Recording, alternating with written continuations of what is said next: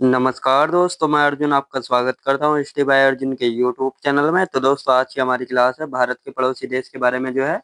आज की हमारी पहली क्लास है, तो दोस्तों वीडियो को अंत तक जरूर देखना ताकि सभी क्वेश्चन जो है आपको आसानी से याद हो जाए। साथ ही दोस्तों, अगर आप हमारे चैनल पर पहली बार आए तो हमारे चैनल को भी सब्सक्राइब कर लीजिएगा, साथ ही बेल आइकन को प्रेस कर लीजिएगा ताकि हमारे आने वाले वीडियो का नोटिफिकेशन जो है आप तक पहुंचता रहे। तो चलिए दोस्तों, वीडियो को स्टार्ट करते हैं। यानी आज की हमारी क्लास है भारत के पड़ोसी देश के बारे में जो है। आज की हमारी पहली क्लास है और भारत के पड़ोसी देश से पहले जो है हम एक टॉपिक पढ़ने वाले हैं, भारत का समुद्री क्षेत्र।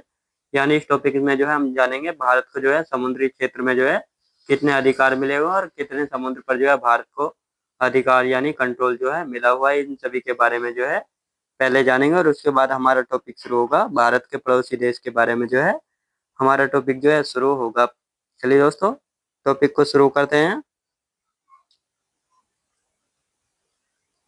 अब सबसे पहले देखते हैं भारत का समुद्री क्षेत्र, जिसको दोस्तों मैरीटाइम जोन ऑफ इंडिया जो है कहा जाता है। तो यानी भारत का समुद्री क्षेत्र, भारत का समुद्री क्षेत्र। दोस्तों, भारत का समुद्री क्षेत्र यानी इस टॉपिक में जो है पता लगेगा कि भारत को जो है कितने समुद्र पर जो है अधिकार जो है मिला मिला हुआ है। इन सभी के बारे में जो है इस टॉपिक में जो है चर्चा करेंगे। अब सबसे पहले देखेंगे समुद्र के कानून पर संयुक्त राष्ट्र सम्मेलन। यानी इस सम्मेलन के द्वारा जो है दोस्तों समुद्र पर जो है कानून जो है बनाया जाता है और इस कानून के द्वारा जो है सभी देशों को जो है समुद्र पर समान अधिकार जो है दिए जाते हैं।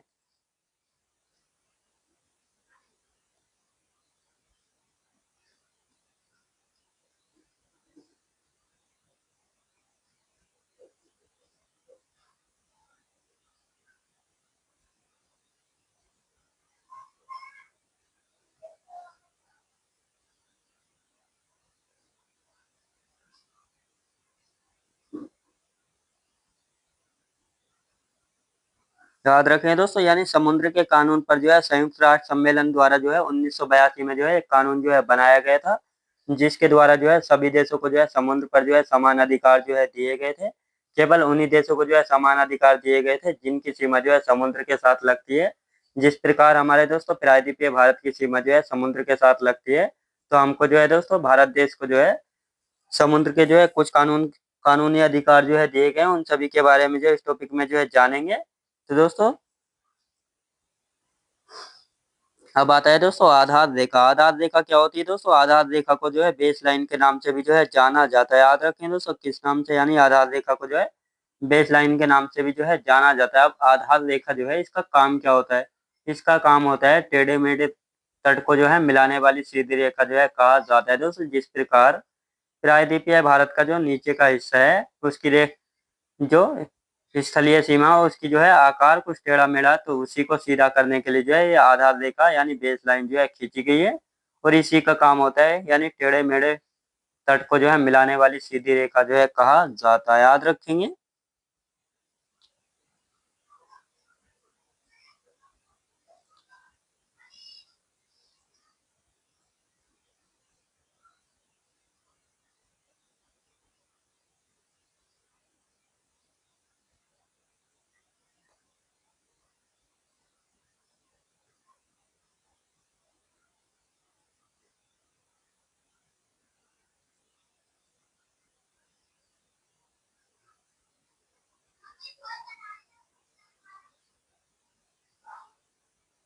याद रखेंगे, यानी आधार रेखा यानी जिसको दोस्तों टेढ़े मेढ़े तट को जो है मिलाने वाली सीधी रेखा जो है कहा जाता है। इसके बारे में जो है आगे चलकर जानेंगे, जिससे जो है आपको आसानी से जो है समझ में आ जाएगा यानी आधार रेखा यानी बेस लाइन जो है होती क्या है। अब आते हैं दोस्तों आंतरिक जल। आंतरिक जल याद रखें दोस्तों, आंतरिक जल क्या है दोस्तों? यानी स्थलीय भाग एवं आधार रेखा के मध्य जो स्थित है सागरीय जल होता है उसको क्या कहा जाता है? उसको जो है आंतरिक जल जो है कहा जाता है। यानी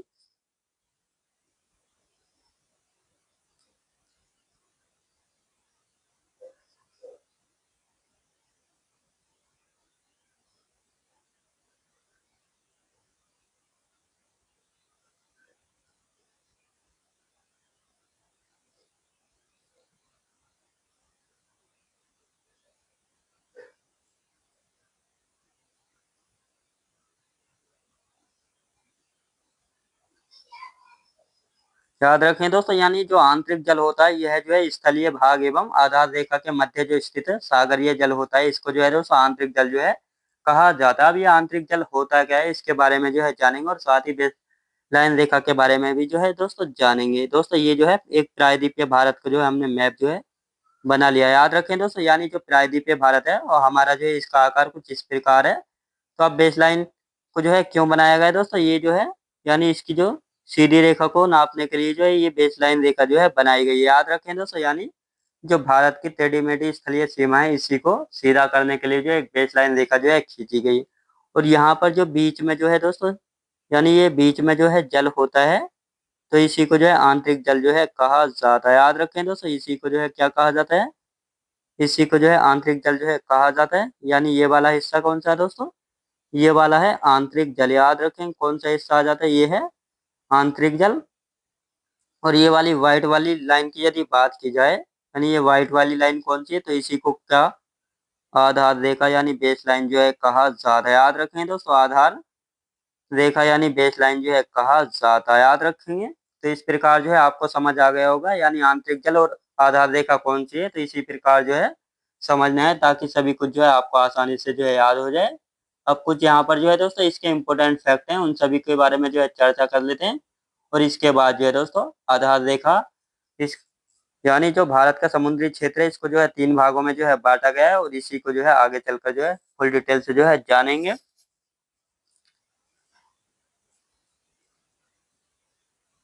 अब सबसे पहले दोस्तों तो कुछ पॉइंट देख लेते हैं, यानी जो समुद्र की लंबाई है इसको जो है किस में मापा जाता है, तो नॉटिकल मील में जो है मापा जाता है। यानी एक नॉटिकल मील, यानी याद रखें दोस्तों एक नॉटिकल मील की यदि लंबाई की बात की जाए तो कितनी लंबाई होती है, तो एक नॉटिकल मील बराबर कितना होता है, तो 1.852 किलोमीटर जो है एक नॉटिकल मील बराबर जो होता है। और इसका काम क्या होता है, इसका काम होता है दोस्तों समुद्र की लंबाई मापने के काम आता है नॉटिकल मील। याद रखेंगे।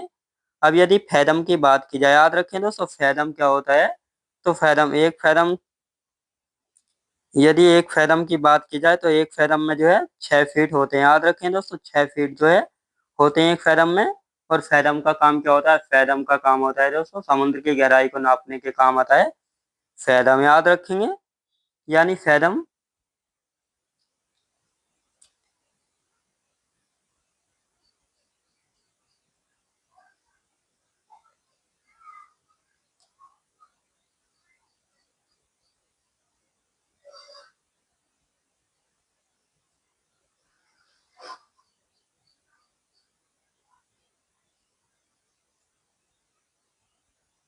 याद रखेंगे, यानी जो समुद्र की गहराई है दोस्तों इसको जो है हम फैदम में जो है नापते हैं। और एक एक फैदम किसके बराबर होता है दोस्तों, एक फैदम जो है 6 फीट के बराबर जो है होता है। याद रखें दोस्तों कितने के बराबर होता है, 6 फीट के बराबर जो है होता है एक फैदम। याद रखेंगे। आप देखते हैं दोस्तों,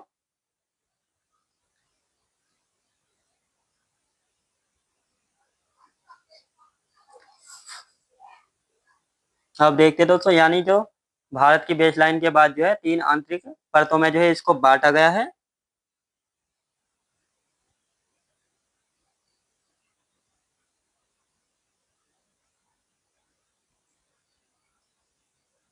सबसे पहले दोस्तों एक बेसलाइन रेखा जो है खींच लेते हैं, यानी बेसलाइन रेखा जो है ये हमने बेसलाइन रेखा जो है बना ली है। अब इसके बाद जो है 3 लाइनिंग जो है खींचेंगे।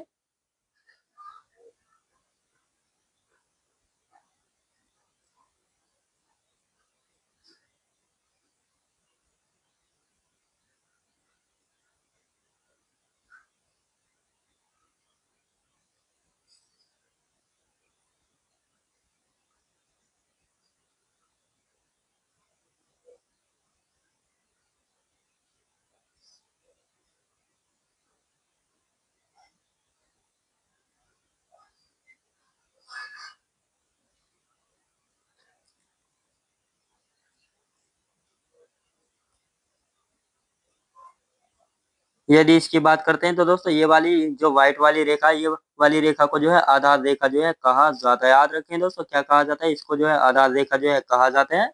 और यदि ये आधार रेखा से रेड वाली लाइन जो है ये वाला क्षेत्र जो है 12 नॉटिकल मील है। याद रखें दोस्तों कितना, 12 नॉटिकल मील जो है ये वाला क्षेत्र है।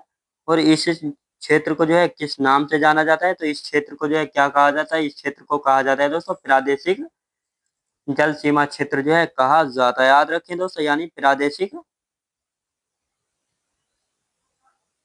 जल सीमा क्षेत्र जो है कहा जाता है। याद रखें दोस्तों, यानी बेस लाइन रेखा से जो है 12 नॉटिकल मील दूर तक का जो क्षेत्र है इसको प्रादेशिक जल सीमा क्षेत्र जो है कहा जाता है। अब बेस लाइन से लेकर 24 नॉटिकल मील तक का जो क्षेत्र होता है, याद रखें दोस्तों, 24 नॉटिकल मील तक का जो क्षेत्र होता है इसको किस नाम से जाना जाता है? तो इसको जो है संलग्न क्षेत्र के नाम से जो है जाना जाता है। याद रखें दोस्तों, यानी संलग्न क्षेत्र के नाम से जो है किसको जाना जाता है? जो बेस लाइन रेखा से जो है 24 नॉटिकल मील दूर तक का जो क्षेत्र होता है इसको संलग्न क्षेत्र जो है कहा जाता है। और बेस लाइन रेखा से जो 200 नॉटिकल मील दूर तक का जो क्षेत्र होता है इसको क्या कहा जाता है? इसको जो है दोस्तों कहा जाता है अनन्य आर्थिक क्षेत्र जो है कहा जाता है। क्या कहा जाता है दोस्तों? इसको अनन्य आर्थिक क्षेत्र जो है कहा जाता है। यानी बेस लाइन रेखा से जो है जो 200 नॉटिकल मील दूर तक का क्षेत्र होता है इसको अनन्य आर्थिक क्षेत्र जो है कहा जाता है। और इन क्षेत्रों में जो है तीनों क्षेत्रों में भारत को जो है अलग अलग अधिकार जो है मिले हुए हैं। और इसके बाद जो यानी 200 नॉटिकल मील दूर तक के बाद का जो ये आगे का समुद्र बचा है इसको जो है उच्च सागर यानी हाई सी के नाम से जो है जाना जाता है। याद रखें दोस्तों, उच्च सागर यानी हाई सी के नाम से जो है जाना जाता है। किस नाम से दोस्तों? हाई सी के नाम से जाना जाता है। और इस उच्च सागर यानी हाई सी पर जो है सभी देशों को जो है समान अधिकार जो है प्राप्त है। याद रखें दोस्तों, यानी सभी देशों को समान अधिकार किस पर प्राप्त है? उच्च सागर यानी हाई सी पर जो है सभी देशों को जो है समान अधिकार जो है प्राप्त है। याद रखेंगे, यानी भारतीय समुद्री सीमा को जो है 3 भागों में जो है बांटा गया है। ये 3 भाग कौन कौन से दोस्तों? एक तो हो गया प्रादेशिक जल सीमा क्षेत्र, दूसरा है संलग्न क्षेत्र और तीसरा है अनन्य आर्थिक क्षेत्र। और ये कई बार यहाँ से क्वेश्चन बना है। यानी बेस लाइन रेखा से जो है 12 नॉटिकल मील दूर तक का जो क्षेत्र है इसको किस नाम से जाना जाता है? इसको प्रादेशिक जल सीमा क्षेत्र के नाम से जाना जाता है। बेस लाइन रेखा से जो 24 नॉटिकल मील दूर तक का क्षेत्र है इसको किस नाम से जाना जाता है? इसको जाना जाता है संलग्न क्षेत्र के नाम से। और बेस लाइन रेखा से जो है 200 नॉटिकल मील दूर तक का जो क्षेत्र है इसको अनन्य आर्थिक क्षेत्र के नाम से जो है जाना जाता है। और अब इन सभी के बारे में जो है दोस्तों फुल डिटेल से जानेंगे, ताकि इन क्षेत्रों में जो है भारत को जो है क्या क्या अधिकार जो है प्राप्त हुए हैं, यानी क्या क्या अधिकार जो है भारत को दिए गए हैं।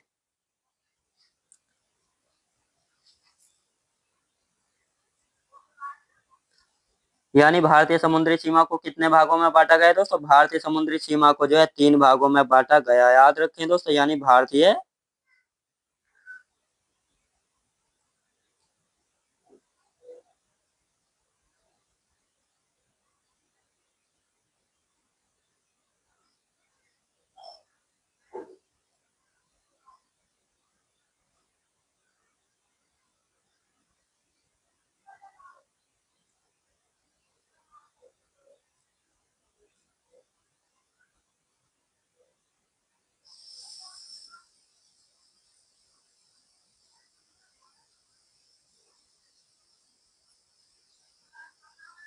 याद रखेंगे, यानी दोस्तों भारतीय समुद्री सीमा को जो है कितने भागों में बांटा गया है? तो भारतीय समुद्री सीमा को जो है 3 भागों में जो है बांटा गया है।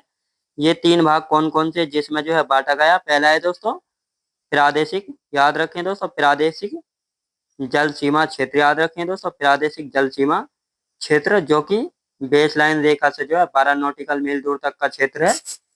और दूसरा कौन सा है दोस्तों? दूसरा है संलग्न क्षेत्र जो कि बेस लाइन रेखा से जो है 24 नॉटिकल मील दूर तक का जो क्षेत्र है इसको संलग्न क्षेत्र जो है कहा जाता है। याद रखें दोस्तों, क्या कहा जाता है? संलग्न क्षेत्र जो है कहा जाता है।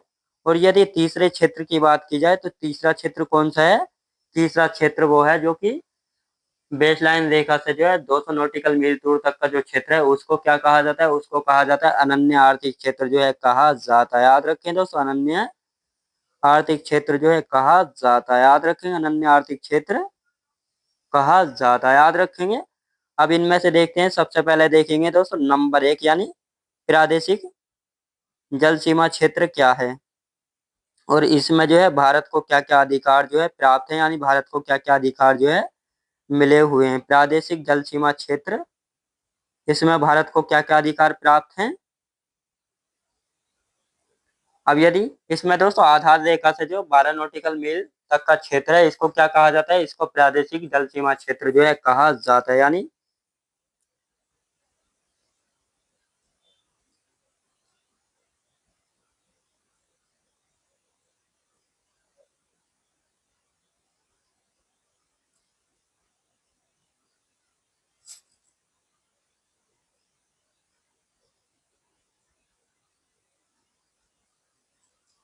आधार रेखा से 12 नॉटिकल मील तक का जो क्षेत्र है, इसको प्रादेशिक सीमा क्षेत्र जो है कहा जाता है।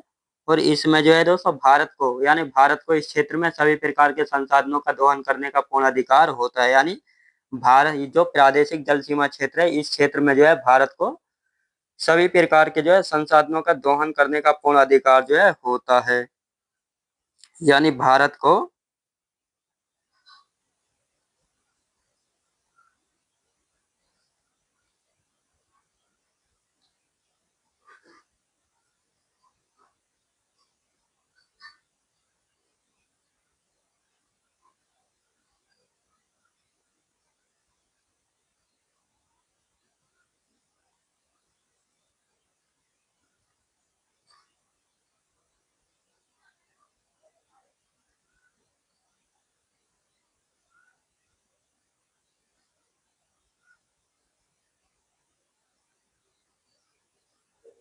याद रखें दोस्तों, यानी जो प्रादेशिक जल सीमा क्षेत्र है, इस क्षेत्र में जो है भारत को सभी प्रकार के संसाधनों का जो है दोहन करने का अधिकार जो है होता है। याद रखेंगे, यानी ये प्रादेशिक सीमा क्षेत्र में जो है मिले हुए अधिकार हैं, जो कि भारत को जो है मिले हुए हैं। और दूसरे क्षेत्र की यदि बात करते हैं, दूसरा क्षेत्र कौन सा है दोस्तों? दूसरा क्षेत्र है संलग्न क्षेत्र। याद रखें दोस्तों, दूसरा क्षेत्र कौन सा है?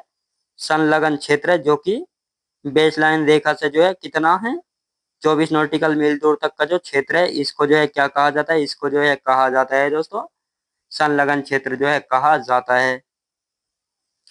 यह आधार रेखा से,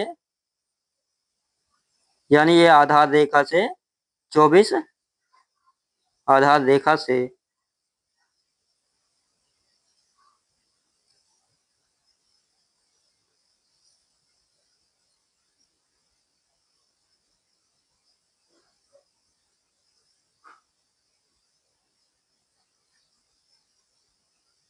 ये आधार रेखा से 24 नॉटिकल मील तक का जो क्षेत्र है, इसको संलग्न क्षेत्र जो है कहा जाता है। अब इस क्षेत्र में जो है दोस्तों क्या क्या अधिकार जो है भारत को मिले हुए हैं? तो पहला अधिकार है दोस्तों सीमा शुल्क, यानी कस्टम ड्यूटी। याद रखें दोस्तों, सीमा शुल्क, सीमा शुल्क जो है भारत इसमें जो है ले सकता है। याद रखें दोस्तों, सीमा शुल्क। यदि दूसरे की बात की जाए तो साफ सफाई की जिम्मेदारी जो है भारत कर सकता है। याद रखें दोस्तों, साफ सफाई की जिम्मेदारी। और तीसरे अधिकार की यदि बात की जाए तो तीसरा अधिकार कौन सा हो जाता है? तीसरा अधिकार हो जाता है इसमें पर्यावरणीय स्वच्छता का अधिकार। याद रखें दोस्तों, राइट टू इन्वायरमेंट सैनिटेशन। याद रखेंगे, यानी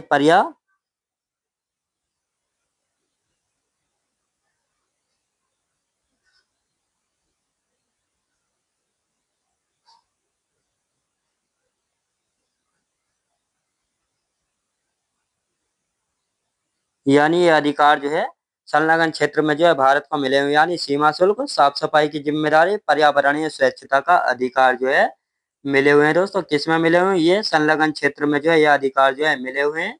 और यदि तीसरे क्षेत्र की बात की जाए तो तीसरा क्षेत्र कौन सा है? तीसरा क्षेत्र है दोस्तों अनन्य आर्थिक क्षेत्र। याद रखेंगे, यानी अनन्य आर्थिक क्षेत्र में जो है भारत को कौन कौन से अधिकार जो है मिले हुए हैं?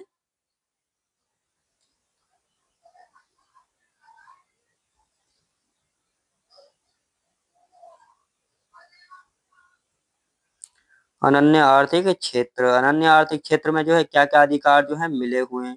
अब सबसे पहले देखेंगे जो अनन्य आर्थिक क्षेत्र है, इसमें जो है यानी आधार रेखा से जो 200 नॉटिकल मील दूर तक का क्षेत्र होता है, इसको जो है आर्थिक अनन्य आर्थिक क्षेत्र जो है कहा जाता है। और इसमें जो है दोस्तों मछली पकड़ने का अधिकार, तेल निकालने का अधिकार, और यदि जो 200 नॉटिकल मील दूर तक का क्षेत्र है, इस क्षेत्र में यदि कोई नया द्वीप निकलता है या मिलता है, तो उस द्वीप पर जो है पूर्ण रूप से किसका अधिकार होगा? तो पूर्ण रूप से जो है उस द्वीप यानी आइलैंड्स पर जो है भारत का अधिकार जो है होगा, क्योंकि वह भारत के अनन्य आर्थिक क्षेत्र में जो है पाया गया है। याद रखेंगे, यानी आधार रेखा।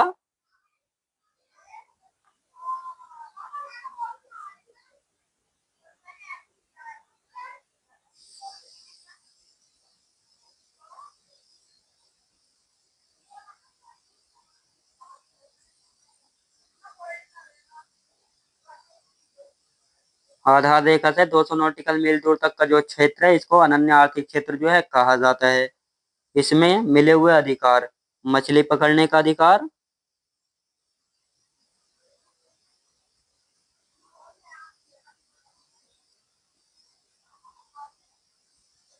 मछली पकड़ने का अधिकार। और यदि दूसरे अधिकार की बात की जाए तो दूसरा कौन सा है? तेल निकालने का अधिकार। तेल निकालने का अधिकार, ये तेल निकालने का अधिकार भी जो है दोस्तों किसमें मिला हुआ? तेल निकालने का अधिकार भी जो है मिला हुआ है दोस्तों अनन्य आर्थिक क्षेत्र में है। और यदि तीसरे की बात की जाए तो नया द्वीप यानी न्यू आइलैंड्स जो है यदि पाया जाता है इस क्षेत्र में तो उस पर जो है संपूर्ण रूप से जो है भारत का अधिकार जो है होगा। और इसके बाद उच्च सागर का विस्तार जो है जहां सभी राष्ट्रों का समान अधिकार जो है होता है, यानी 200 नॉटिकल के बाद जो है 200 नॉटिकल मील दूर तक के बाद जो है आगे का जो क्षेत्र बचता है उसके बाद जो है दोस्तों उच्च सागर, उसको हाई सी जो है कहा जाता है। और उसी पर जो है सभी देशों यानी सभी राष्ट्रों का जो है समान अधिकार जो है होता है, याद रखेंगे।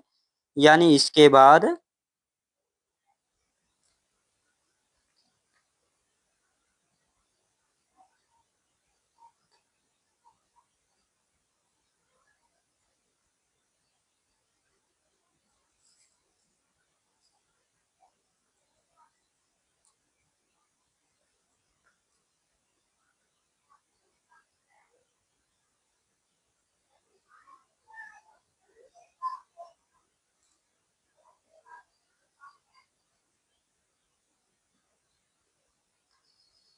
याद रखें दोस्तों, यानी 200 नॉटिकल मील दूर तक का जो आगे का क्षेत्र है उसके बाद जो है उच्च सागर यानी हाई सी का जो है विस्तार होता है जहां पर जो है सभी राष्ट्रों का यानी सभी देशों का जो है समान अधिकार जो है होता है। तो दोस्तों ये था हमारा पहला टॉपिक, यानी किसके बारे में पता लगा है दोस्तों? भारतीय समुद्री तटीय सीमा के बारे में जो है पता लगा, और जिसके द्वारा जो है हमने जाना है किसके बारे में जाना है दोस्तों? यानी भारत को जो है समुद्र पर जो है कितने अधिकार जो है मिले हुए हैं और कितने समुद्र के क्षेत्र पर जो है अधिकार जो है मिला हुआ है। अब आता है दोस्तों हमारा आज का टॉपिक शुरू होता है, यानी भारत के पड़ोसी देश।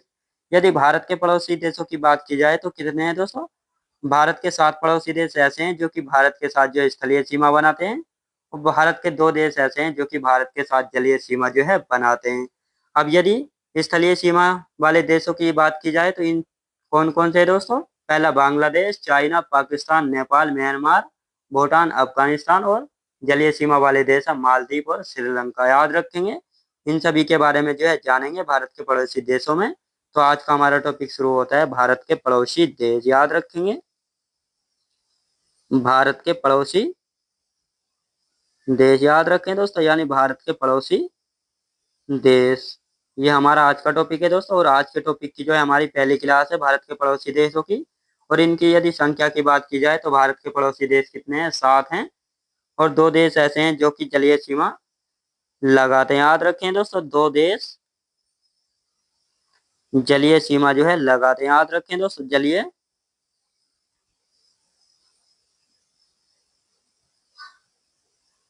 2 देश ऐसे हैं जो कि जलीय सीमा जो है लगाते हैं। कौन कौन से 2 देश हैं? तो पहला हो जाता है दोस्तों मालदीव, याद रखें दोस्तों, मालदीव। और दूसरा कौन सा हो जाता है? दूसरा है दोस्तों श्रीलंका, याद रखें दोस्तों, दूसरा कौन सा है? दूसरा हो जाता है श्रीलंका, याद रखेंगे। और अब स्थलीय सीमा वाले देश देख लेते हैं, याद रखें दोस्तों, स्थलीय,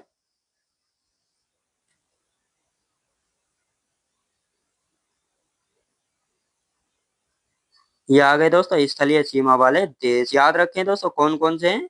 पहला चलो दोस्तों बांग्लादेश हो जाता है, तो कौन सा हो जाता है दोस्तों? बांग्लादेश। यदि दूसरे की बात की जाए तो चाइना ले लेते हैं। तीसरे की बात की जाए तो दोस्तों तीसरा कौन सा हो जाता है? पाकिस्तान, याद रखें दोस्तों, तीसरा पाकिस्तान हो जाता है। चौथा कौन सा है दोस्तों? चौथा अफगानिस्तान, अफगानिस्तान दोस्तों, चौथा अफगानिस्तान। पांचवे की यदि बात की जाए तो नेपाल को ले लेते हैं। और नेपाल के बाद यदि बात की जाए तो छठे स्थान पर किसको लेंगे? भूटान को ले लेते हैं, याद रखें दोस्तों भूटान। किसको दोस्तों, छठे पर किसको लेंगे, भूटान को लेंगे। और इसके बाद आता है दोस्तों छठा भूटान, याद रखें दोस्तों भूटान। और सातवें पर कौन सा बचता है, म्यांमार, याद रखें दोस्तों। सातवें पर म्यांमार जो है घुस जाता है, याद रखें दोस्तों। कुल मिलाकर जो है भारत के साथ पड़ोसी देश हैं, याद रखेंगे।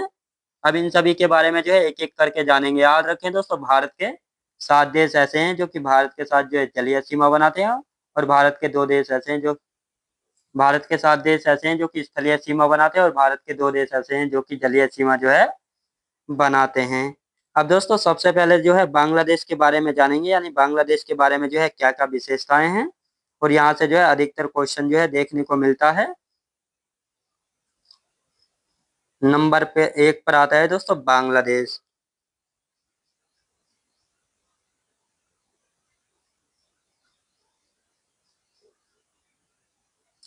बांग्लादेश, बांग्लादेश के बारे में दोस्तों क्या क्या विशेषताएं हैं।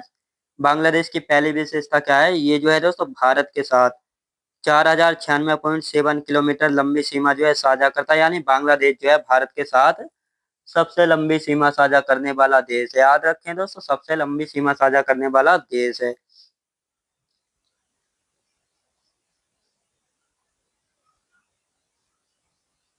बांग्लादेश।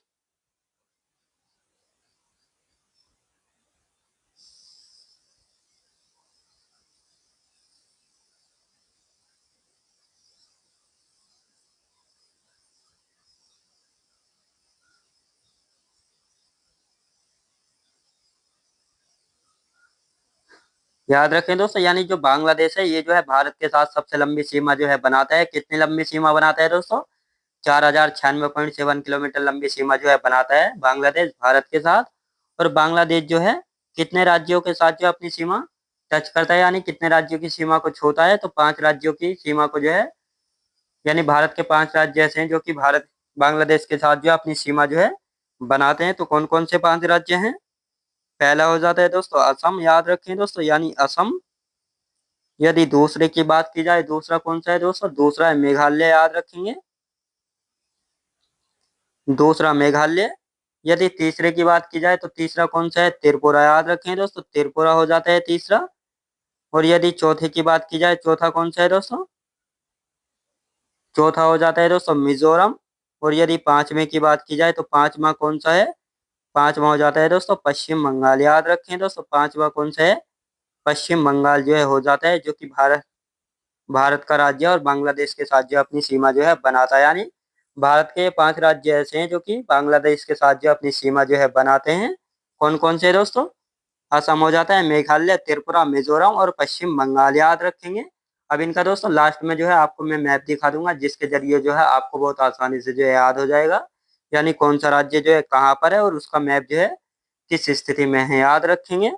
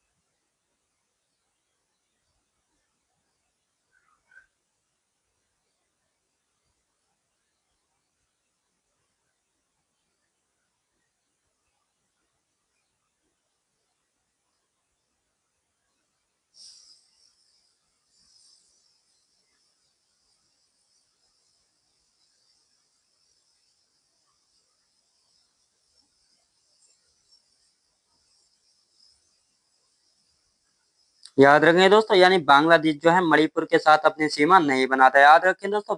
कई बार यहाँ से क्वेश्चन बना, यानी बांग्लादेश जो है मणिपुर के साथ अपनी सीमा बनाता है, तो आपका आंसर होना चाहिए कि बांग्लादेश जो है मणिपुर के साथ जो अपनी सीमा नहीं बनाता है।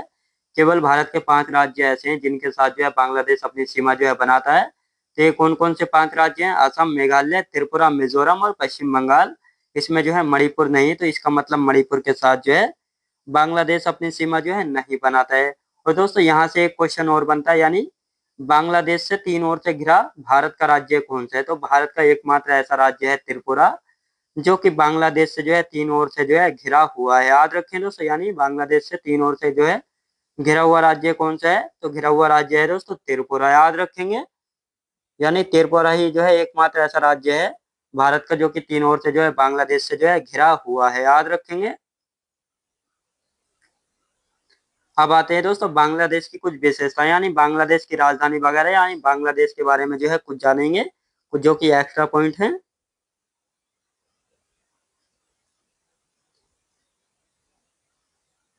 सबसे पहले देखेंगे दोस्तों राजधानी। राजधानी के बाद आती है यहाँ की मुद्रा यानी करेंसी, यानी बांग्लादेश में जो है कौन सी मुद्रा यानी करेंसी जो है चलती है। फिर यहाँ की संसद यानी पार्लियामेंट को देखेंगे क्या नाम है।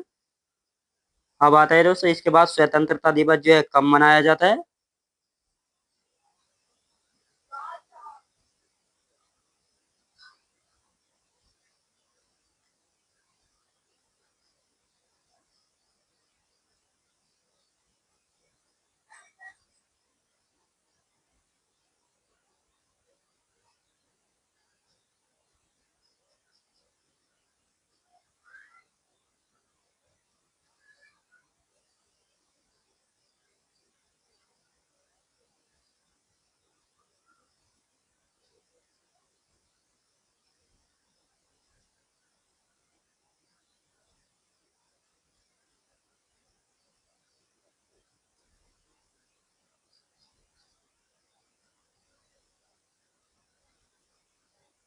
तो यह है दोस्तों एक्स्ट्रा फैक्ट, यानी राजधानी क्या है, मुद्रा, संसद, स्वतंत्रता दिवस, राष्ट्रीय गान, सबसे लंबी नदी, सबसे ऊंची चोटी और उपनाम, ये हैं।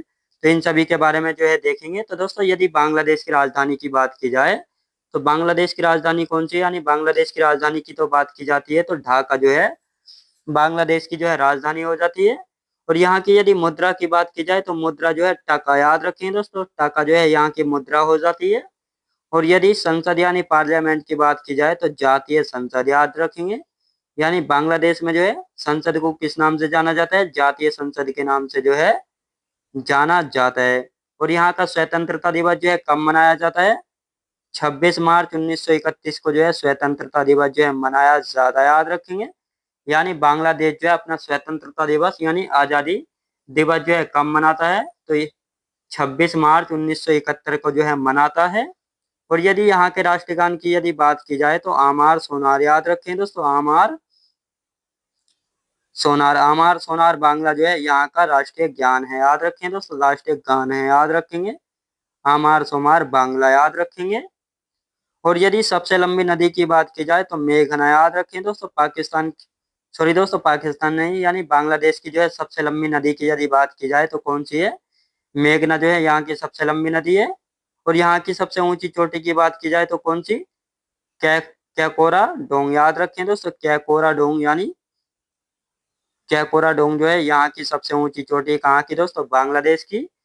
और इसके उपनाम यानी नदियों का देश, नदियों का देश किसे कहा जाता है? तो नदियों का देश जो है कहा जाता है किसको? बांग्लादेश को कहा जाता है नदियों का देश, याद रखें दोस्तों। और आगे के देशों के बारे में जो है कल की क्लास में जानेंगे। तो ये थे दोस्तों बांग्लादेश के बारे में महत्वपूर्ण फैक्ट, यहाँ से जो है कई बार क्वेश्चन जो है बना है, याद रखेंगे। तो दोस्तों मैं उम्मीद करता हूँ आपको वीडियो क्वालिटी कंटेंट वगैरह सभी कुछ आपको पसंद आया होगा। पसंद आया हो तो लाइक शेयर और सब्सक्राइब करना बिल्कुल भी ना भूले। साथ ही दोस्तों अगर आप हमारे चैनल पर पहली बार आए हैं तो हमारे चैनल को भी सब्सक्राइब कर लीजिएगा, साथ ही बेल आइकन को प्रेस कर लीजिएगा ताकि हमारे आने वाले वीडियो का नोटिफिकेशन जो है आप तक पहुंचता रहे। चलिए दोस्तों मिलते हैं नेक्स्ट वीडियोज में।